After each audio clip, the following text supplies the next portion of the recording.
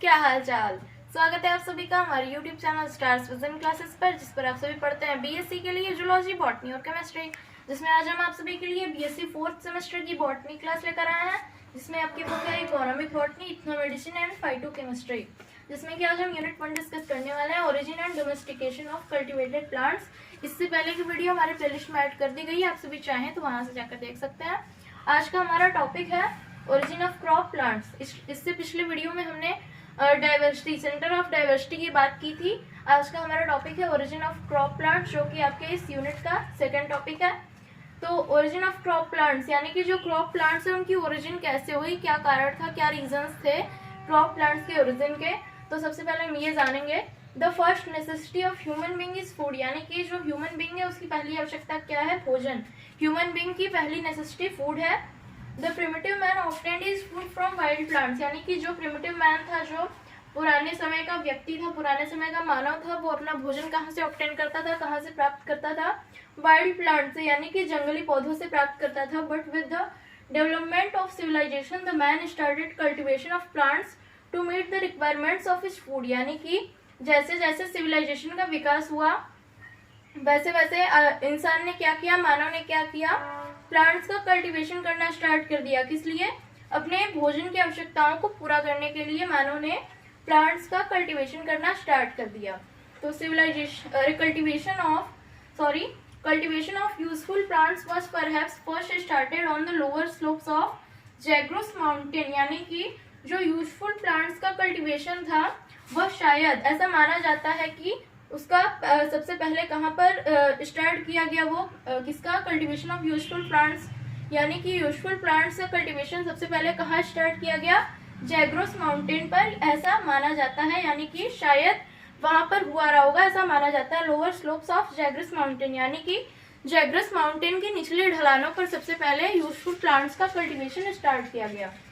Earlier Greek and Roman naturalist like Theophrastus and Pliny laid down the scientific foundation of domestication of wild plants, यानी कि जो पुराने समय के Greek and Roman naturalist थे, जैसे कि थियोफ्रास्टस एंड प्लिनी, उन्होंने क्या किया, डोमेस्टिकेशन ऑफ वाइल्ड प्लांट्स, यानी कि वाइल्ड प्लांट्स के डोमेस्टिकेशन का वैज्ञानिक आधार यानी कि साइंटिफिक फाउंडेशन दिया।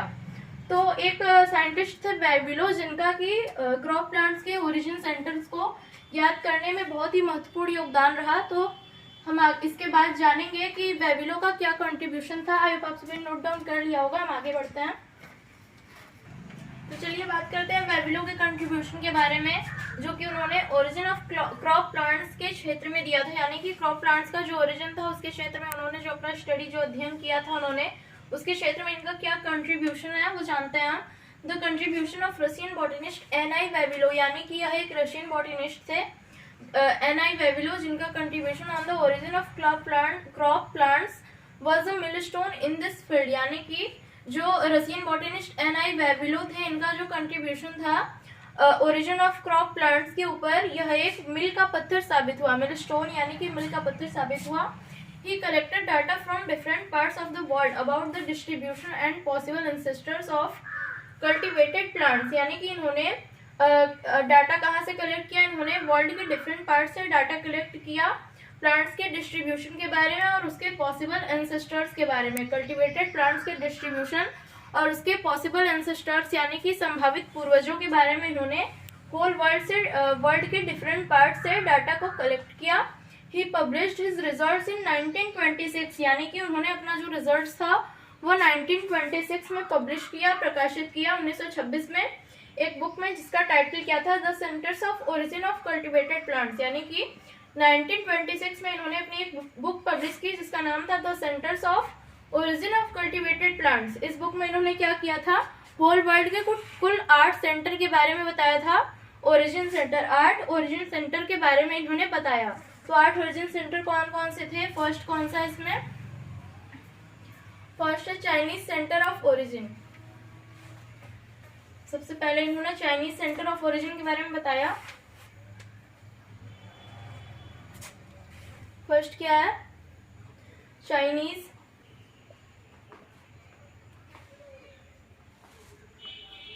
Centre of origin. Topic note down कीजिए आप सभी। It was thought to be the earliest and largest independent centre of origin. It was thought to be the earliest and largest center of origin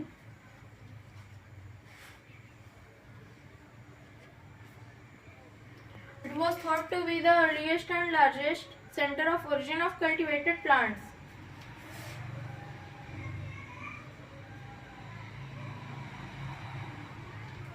Cultivated plants यानी कि ऐसा माना जाता है कि यह सबसे पुराना और सबसे बड़ा सेंटर ऑफ ओरिजिन है कल्टीवेटेड प्लांट्स का, यानी कि जो चाइनीज सेंटर ऑफ ओरिजिन है वो कल्टीवेटेड प्लांट्स का सबसे पुराना और सबसे बड़ा सेंटर ऑफ ओरिजिन है, यानी कि ओरिजिन का सेंटर है, यानी कि जहां पर ये सबसे पहले उत्पन्न हुए थे उसका केंद्र है ये Chinese centre of origin cultivated plants का।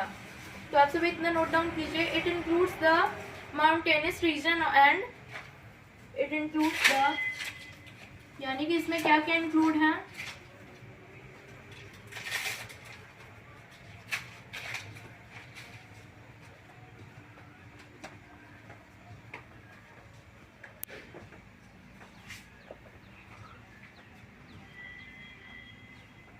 mountainous region and central and western China and the adjacent lowlands.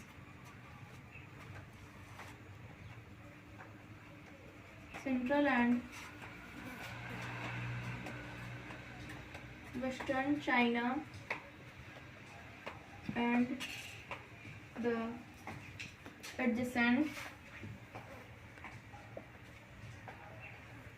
lowlands, यानी कि जो चाइनीज सेंटर ऑफ ओरिजिन है उसमें चाइना के किस किस पार्ट्स को इंक्लूड किया गया, तो इट इंक्लूड्स यानी कि यह इंक्लूड करता है माउंटेनियस रीजन यानी कि जो पर्वतीय क्षेत्र है चाइना के वो, and central and western China यानी कि केंद्रीय और मध्य और वेस्टर्न यानी कि पश्चिमी चाइना जो है वहां, और उसके कुछ निचले इलाके, समीप के निचले इलाके यानी कि एडजेसेंट लोलैंड्स मतलब समीप के इनके, सेंट्रल एंड वेस्टर्न चाइना के यानी कि मध्य और पश्चिमी चाइना के समीप के कुछ निचले इलाकों को इंक्लूड किया गया है चाइनीज सेंटर ऑफ ओरिजिन में। यहाँ पर कौन कौन से प्लांट पाए जाते हैं, यहाँ पर कुल 136 एंडेमिक स्पीसीज पाई जाती है, 136 स्थानीय जातियां यहाँ पर पाई जाती हैं। It includes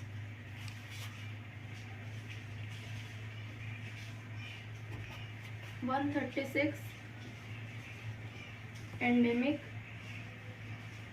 species. It includes 136 endemic species listed from this center. Includes listed from this center. Includes क्या क्या इंक्लूड किया गया इसमें एंडेमिक स्पीसीज में, मिलेट्स है, soybean, bamboos, onion, millets, soybean, bamboos, onion, citrus, cucurbits etcetera.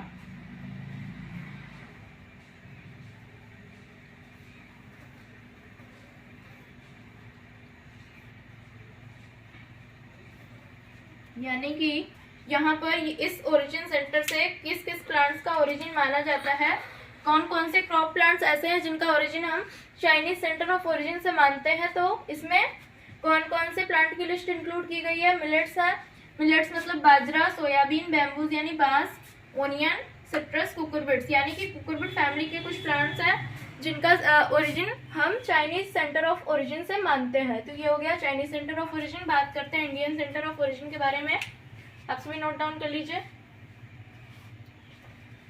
I hope आप सभी note down कर लिया होगा। चलते हैं इंडियन सेंटर ऑफ ओरिजिन की तरफ। Centre of origin. Indian centre of origin में कुल 2 सेंटर इंक्लूड किए गए हैं। फर्स्ट है मेन सेंटर और सेकंड है इंडो मलयान सेंटर। तो मेन सेंटर की बात करते हैं। This centre includes Assam and Burma, यानी कि यह सेंटर जो है यह असम एंड बर्मा को इंक्लूड करता है, जिसे बर्मा जिसे कि हम अब म्यांमार के नाम से जानते हैं।